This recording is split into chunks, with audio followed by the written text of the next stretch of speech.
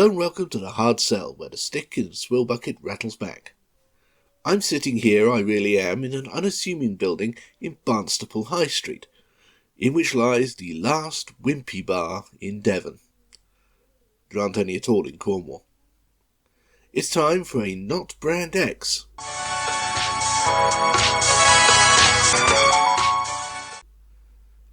This one was requested by the fabulous Matt Goes Styles in a YouTube comment.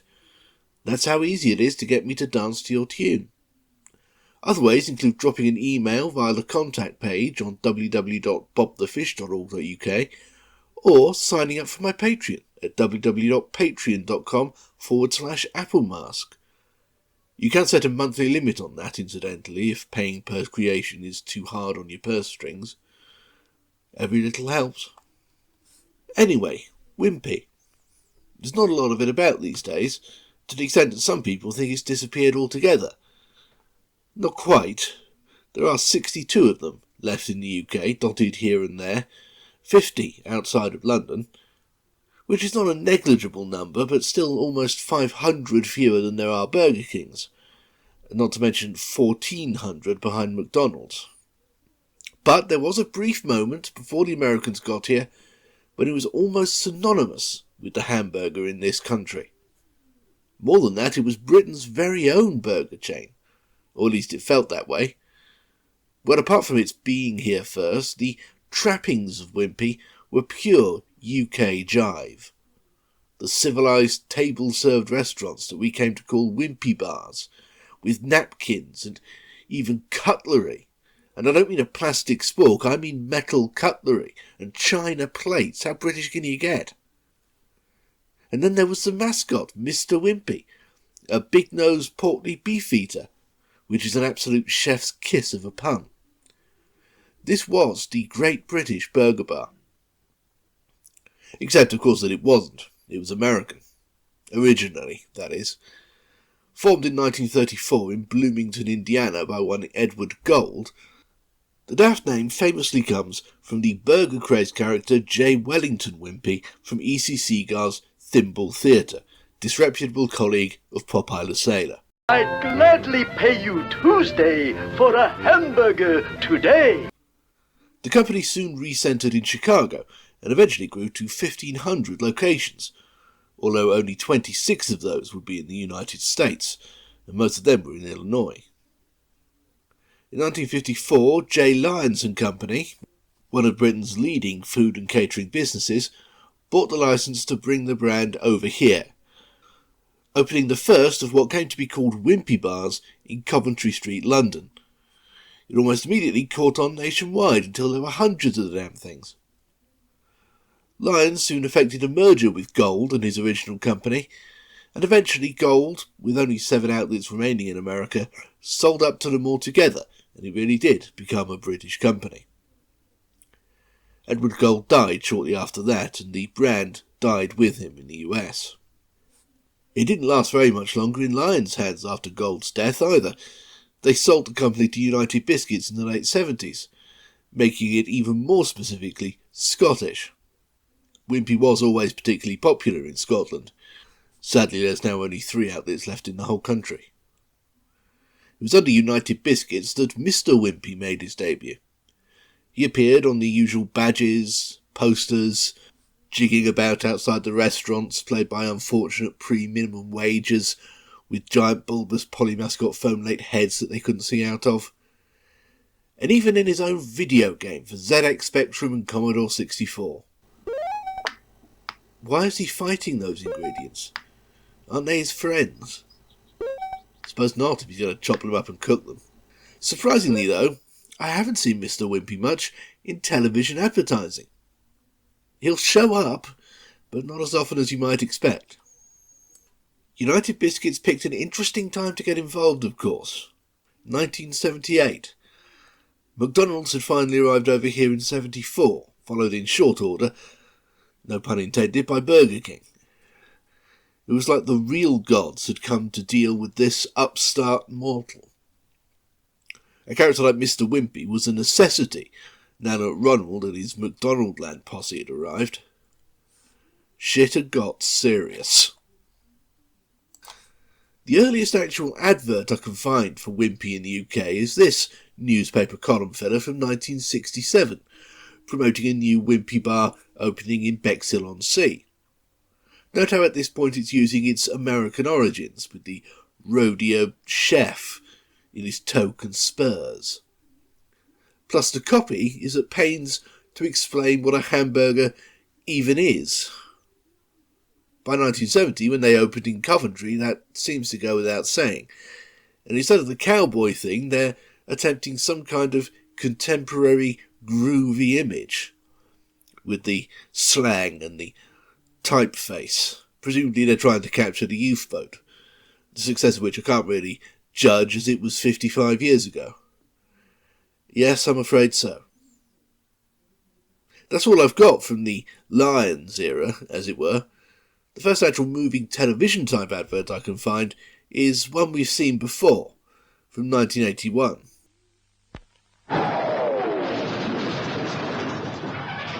Hello, Star Captain Eric Smith here.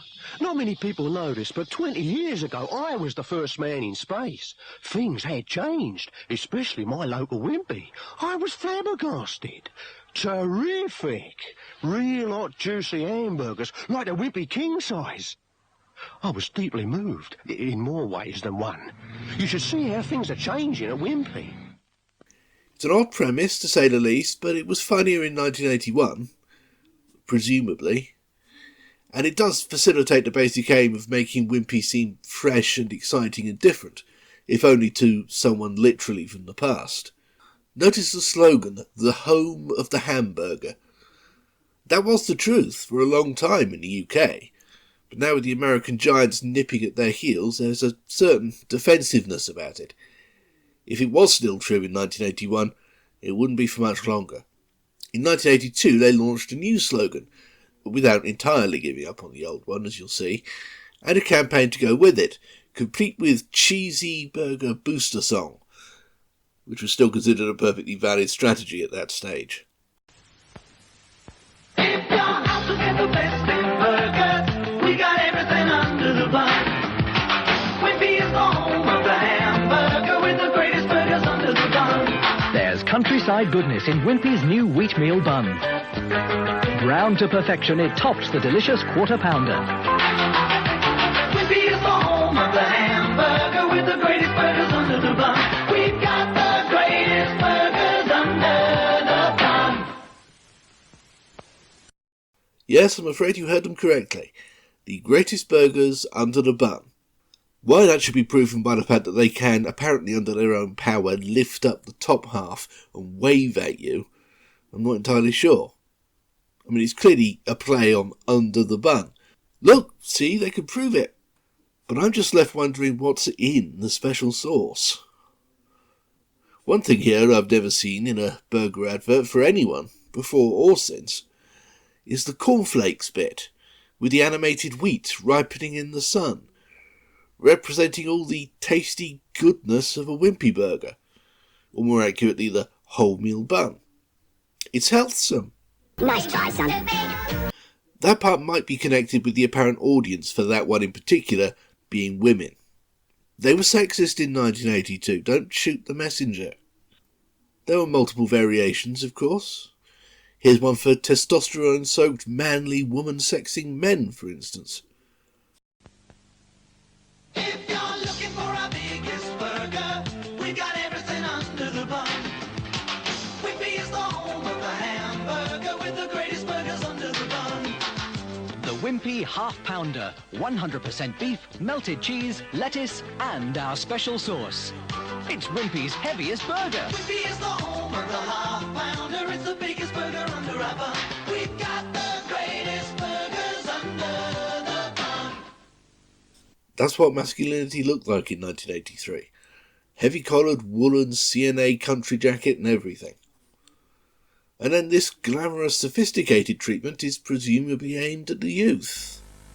If you're snapping up the best in burgers, we got everything under the bun.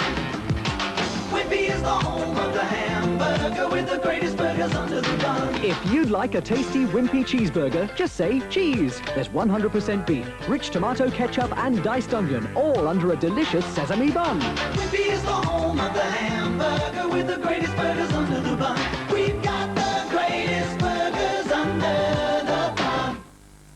Presumably. But of course they were competing with Ronald now. This campaign was altogether too adult and Route 1 for a changing market. Burgers were coming to be associated with kids. What with the clown and his Sid and Marty Krofft rip-off entourage. Mr. Wimpy was doing what he could, but he couldn't work miracles, especially if he didn't actually show up in the TV adverts. Besides, the punning slogan and the comedy song were starting to become old-fashioned as the 80s dragged on and advertising became more sophisticated and cinematic and dominated by art school graduates and future Oscar winners. So come 1984, it was all change again. Wimpy didn't go for abstract avant-garde treatments shot in the Arizona desert with the Vangelis soundtrack or anything. Apart from anything else, they couldn't have afforded it. But they did drop the slice-of-life approach for something more representative and, most importantly, glitzy. Wimpy have moved heaven and earth.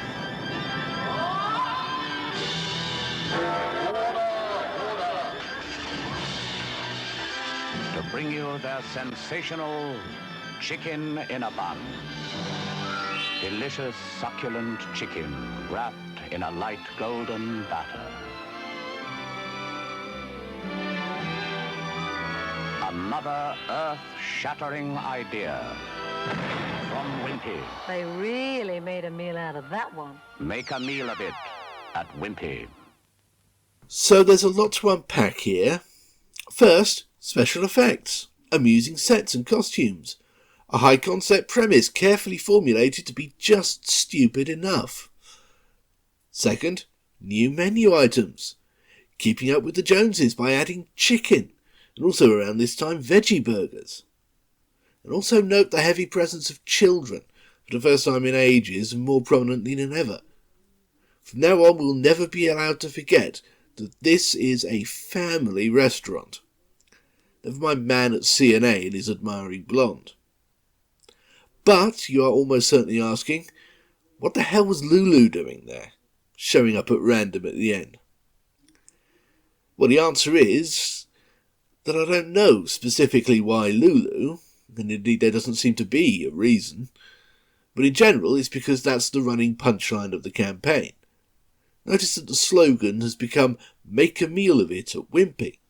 To tie in with that, the adverts seem to all end with someone, usually a celebrity, commenting on the advert in that way. See also this one.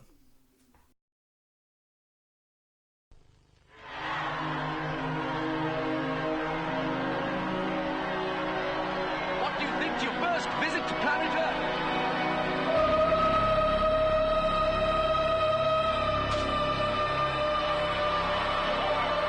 Next time you're out and about, take away a Wimpy takeaway. You'll get a great lineup of burgers, chips and shakes in no time at all.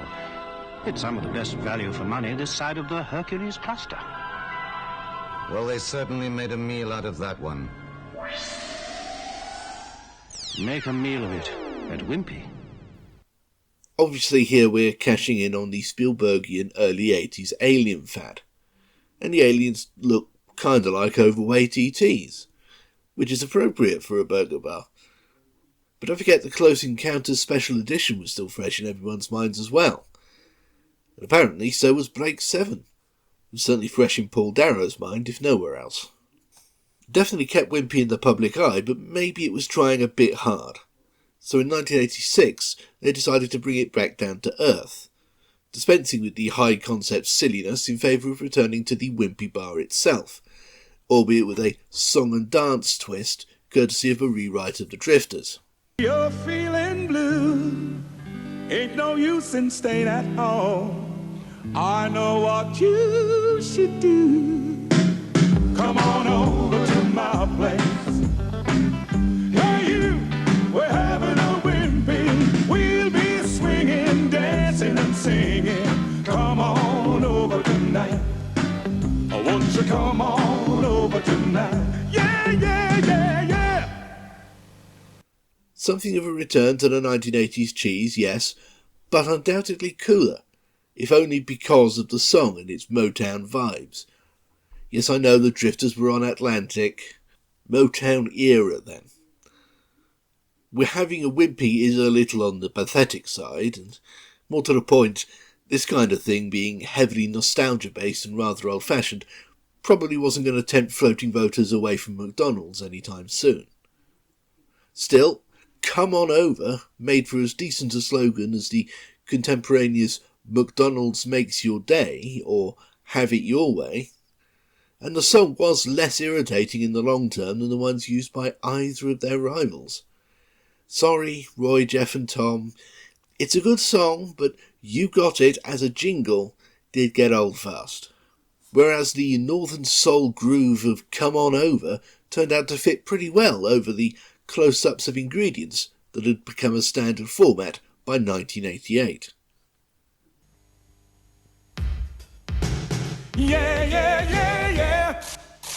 Come on over to my place. Hey, you. We're having a Wimpy. We'll be swinging, dancing and singing. Won't you come on over tonight? Won't you come on over tonight? Yeah, yeah, yeah, yeah. As you can tell, someone's clearly been taking notes. To survive, Wimpy was going to have to adapt to the same glossy, ruthless marketing techniques as the American invaders. No more daft whimsy, song and dance or B-list British celebrities. Soon they had their own equivalent to the Happy Meal or the Burger King Kids Club. Mr. Wimpy's Megabytes. They're chunky-normous. They're dippy-licious. They're Mr. Wimpy's Megabyte badges. There's 5 to collect. And you get 1 free with each meal from Mr. Wimpy's new Megabytes menu. They're waiting to be collected now. But watch out, everybody will want them. Megabyte badges at your local Wimpy now. Behold, the only televised advertorial appearance from Mr. Wimpy himself that I've been able to find. Enjoy. And they were even making movie tie-in deals. Ghostbusters 2 has arrived, and Wimpy are really making a meal of it. The Ghostbusters 2 meal box with hamburger, chips, and a slime milkshake, all for $1.99. It's enough for any appetite, and you get a ghost in a can. No, don't open it! The Ghostbusters 2 meal box and Ghost in a Can, a reality at your local Wimpy now. But what a ride. Alright, so not exactly the best or the biggest movies, but Ghostbusters 2 still isn't nothing. And you'll notice that most Wimpy adverts are now starting with that sting, with the glass doors bearing the logo bouncing open. And that's a particularly good touch, because it introduces the brand image immediately and in a way that enhances it. The glass doors say sophistication, while the animated swinging suggests popularity. People can't wait to get in. Trust me, all of this will have been brought up in the advertisers' meetings. And it's even true. We are working on the very deepest levels of consciousness here, such that your brain doesn't know it's got that impression at all, let alone how it got it. But it has. It's in there. Sign process never lies. By this point, Wimpy has come under new management.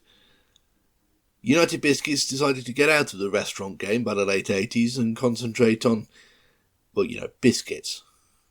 So in 1989 they sold the chain to leisure giant Grand Metropolitan. Unfortunately, this was not such a good idea, at least not for Wimpy. You see, Grand Met already owned Burger King at that time. Buying Wimpy was essentially a quick and easy way to expand the reach of that already much more popular brand. Overnight, almost half the Wimpys in Britain, 165 out of 381, were repainted and redecorated in the name of the King. Realising that the brand was almost certainly doomed at Grand Met, the board staged a management buyout, taking on the remaining 216 restaurants in the UK and all of the brand's overseas interests at once. So Wimpy survived, but it was never again going to be able to compete on the same level as McDonald's or Burger King, even as the plucky outsider it had essentially been resigned to being since the mid-80s. It didn't help when they changed the logo at the turn of the century to something far worse, which was a fashionable thing to do at the time, and indeed remains so to this day. But it just made them look cheap and nasty with its sad imitation of the McDonald's colours and apologetic lowercase word mark. I'm sure they must have advertised at least a bit during this period, but I haven't been able to find anything.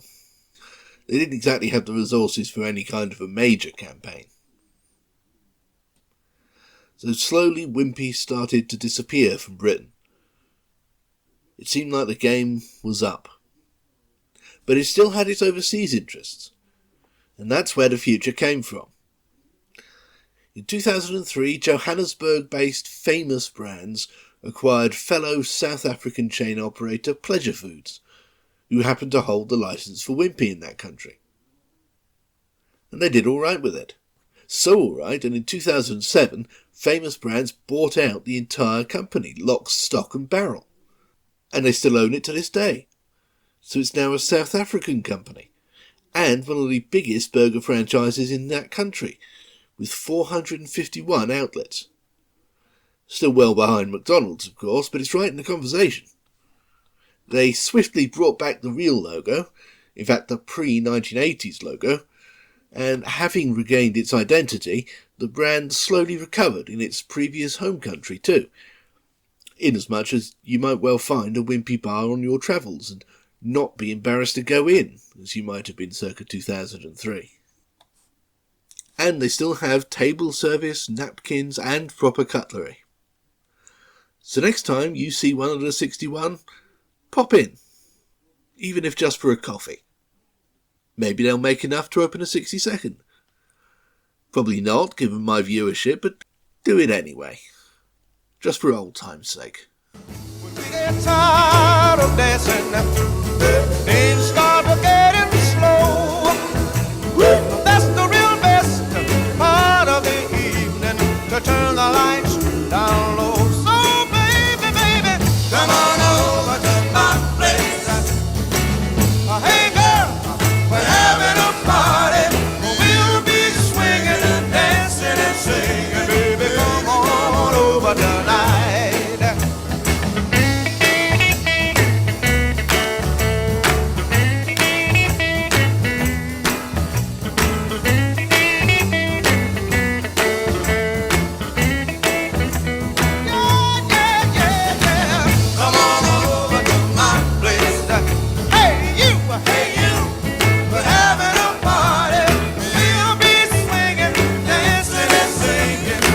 Won't you come on over tonight? Yeah, yeah, yeah.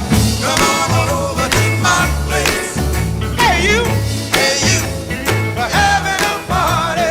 We'll be swinging, dancing and singing. Oh baby, won't you come on over? Yeah, yeah, yeah, yeah. Come on over to my place. Hey you.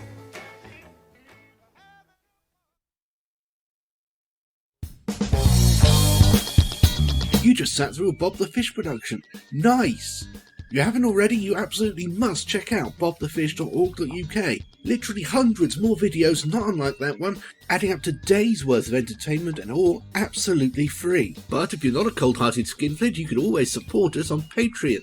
For as little as anything at all, you can make programs like the one you just watched possible in the first place, and become eligible for bonus material such as glimpses of the book I'm writing about the BBC, monthly riffings on random commercial breaks, the complete archives of the angry political satire magazine Two Sons, and even the odd very occasional bonus video essay unavailable anywhere else. If nothing else, you should prevent me from starving and or freezing to death in the foreseeable future, so that'll be nice.